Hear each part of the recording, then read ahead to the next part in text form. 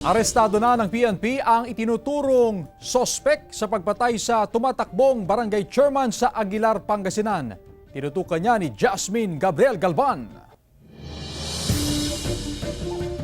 Naaresto na ng pulisya ang mga suspect sa pagpatay sa tumatakbong chairman sa barangay Bayawas, Aguilar, Pangasinan na si Ernel Flormata. Bukod sa gunman, kabilang din sa naaresto ang itinuturong utak sa krimen, ang incumbent barangay chairman na nag-iisang kalaban sa pagka-chairman ng biktima. Lumalabas na yung gunman is hinire nung incumbent barangay captain. Ayon sa pulisya, unang naaresto ang driver ng tricycle na sinakyan ng gunman. Isinalaysay daw ng tricycle driver sa pulisya kung sino ang bumaril at ang nag-utos sa krimen. Inilahad din ng tricycle driver ang kinaroroonan ng gunman. Sa isang barangay sa mga Tarang, Pangasinan, naaresto ang gunman. We will hand justice sa mga dapat bigyan at yung mga culprit ay ipapakulong natin at hindi natin kumbaga papayagan na sila yung mamayagpag at guguluhin itong eleksyon natin. Kasong murder ang kakaharapin ng tatlong suspect na sinusubukan pa ring makapanayam ng GMA Regional TV. Sa salaysay ng gunman at incumbent barangay chairman sa pulisya,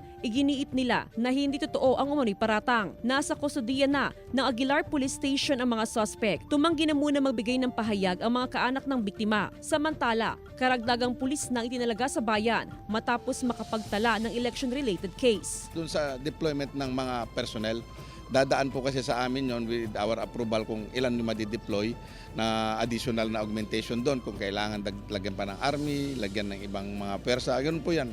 Kasama si Daryl Peralta, Jasmine Gabriel Galvan, One North Central Luzon.